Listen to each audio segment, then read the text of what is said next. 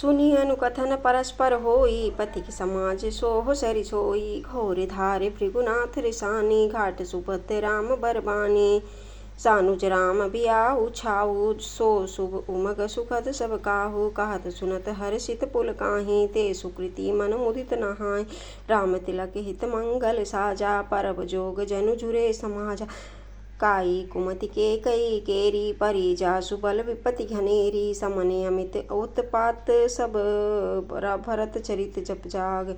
कलियग खल अवगुण कथन, तेजल मल बग काग। कीरत सरित उछहु ऋतु रूपी, समय सुहावनि पावनि भूइ।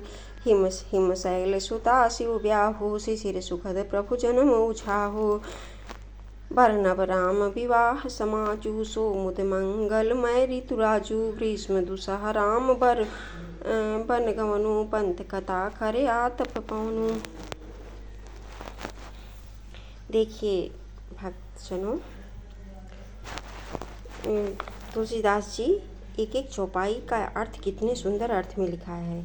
देखिए श्री सीता जी के स्वयंवर की जो सुंदर कथा है, वही इस नदी में सुहावनी छवि छा रही है। उनके अनेकों सुंदर विचारपूर्ण प्रश्न ही इस नदी की नाव हैं और उनके विवेक युक्त उत्तर ही चतुर केवट हैं। इस कथा को सुनकर पीछे जो आपस में चर्चा होती है, वही इस नदी के सहारे सहारे चलने वाले यात्रियों का समाज शोभा पा रहा है। परशुराम जी का क्रोध इस नदी की भयानक धारा है और श्री रामचंद्र जी के श्रेष्ठ वचन ही सुंदर बधे हुए घाट हैं।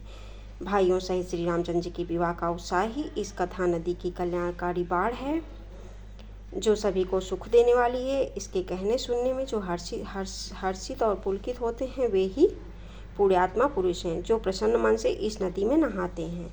यानी भगवान श्री रामचंद्र जी का रामचरितमानस जो प्रेम पूर्वक सुनते हैं। श्री रामचंद्र जी के राज तिलक के लिए जो मंगल साज सजाया गया, वही मानो पर्वत के समान है। नदी पर यात्रियों के समूह इकट्ठे हुए हैं। कैकेयी की कुबुद्धि इस नदी में कई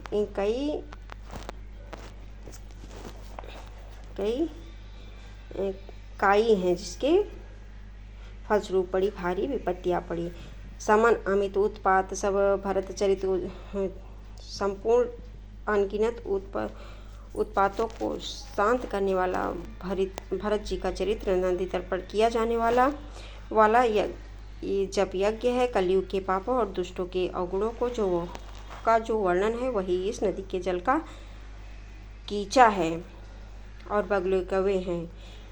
यह कीर्ति रूपी नदी छह ऋतुओं में सुंदर है। सभी समय यह परम सुहावनी और अत्यंत पवित्र है। इसमें शिव पार्वती का विवाह हेमंत ऋतु है। श्री रामचंद्र जी के जन्म का उत्सव सुखदायी शिशिर ऋतु है। इस तरह से श्री रामचंद्र जी के एक एक चौपाई का अर्थ तुलसीदास जी ने और पूरे रामचरित का सार निकालकर कहा है।